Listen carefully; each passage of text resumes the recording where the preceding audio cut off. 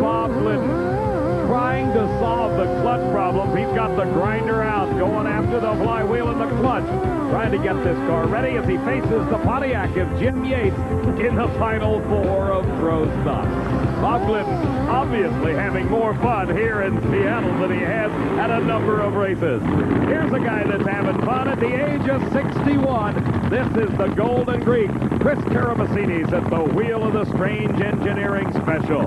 As we pick up action here in the final four of Top Fuel Eliminator, Karamessinis had himself quite a race in round number 2. From his number 8 qualifying position at a 5:11, he beat Shirley Muldowney in round number 1. His second round opponent, Frank Hawley, qualified number 1 with a 4:98 and beat Russ Collins in his first round race. For Hawley, the newest member of the Krager 4 Second Club, the operator of the drag racing school down in Gainesville, Florida, his ride, Darrell Gwynn's Coors Extra Gold car, just a little bit late off the starting line. Karamessinis was out in front and took the win, a 5:10 to a 5:08, but Frank Hawley remained philosophical. I'll tell you, I've been thinking about something. Mandatory retirement. I'm going to talk to NHRA and see if we can get that passed and get guys like him out of here, because we just didn't need that to happen to us in the second round. The opponent for Chris Karamessinis will be Frank Bradley here in the final four. He qualified at a 5:09 and beat Jim Head, but Steve filed this report moments ago. David, very sad news from the Frank Bradley pits. He will not make the round of 4, and we can show you very clearly why. This head was installed, no problem, all torqued down. The crew put this cylinder head on, started to torque down the studs evenly, and suddenly this one pulled right up out of the block, and there was no time to make any necessary repairs. Now, all of these studs are very important, but this one is absolutely critical because of its location, right on the edge at the front of the block. If it's not good and tight, fire comes out of the cylinder, can ruin the block and the head, and be a very dangerous situation. Now, you know what that means. The racer's sentimental favorite, Chris Karamessinis, will waltz through the round of 4 into the finals. And the first to go wish him good luck, Frank Bradley and his crew. Steve, the one thing that's got to be on Chris Karamessinis' mind right now is, can he duplicate or even improve that great 5:02 he had in the first round when he beat Shirley Muldowney? Here in the final four, the Golden Greek has got the break of a lifetime, and he smokes the tires. Losing traction, Karamessinis finds out that the track was wanting. It did not have as much traction as he thought. Therefore, he could not use all the power he had built into that race car. So Karamessinis goes into the final with only a 9:27, obviously giving up lane choice to one of these two drivers. Either Gary Ormsby, the reigning Winston champ and current Winston points leader, or the man closest to him in this year's series chase, Joe Amato. To show you how evenly these two drivers are matched, Joe Amato in the Valvoline Special got the lane choice by only 0.02 of a second over Ormsby in his Castrol car. As these two drivers complete their burnout, let's go to the far end of the racetrack and Steve Evans. Well, David, it's a darn good thing for Chris Karamessinis that he had a bye run. You can see the bottom pulleys askew on the crankshaft, the belt just about off, and it smoked the tires to boot. Rick, did you go up there just to see how much the track would take? No, we were really trying to get a 4-second run there. So, I mean, it was just, we wanted to see how fast we could go. This is not that serious. It can be repaired. That's fine. I think we can just get it ready for the next round and be happy. This man is always happy, but especially when he goes into his second final ever. So that sets up the finals for the second time this season. Karamessinis against Ormsby. Ormsby with the lane choice. Our final pair getting ready.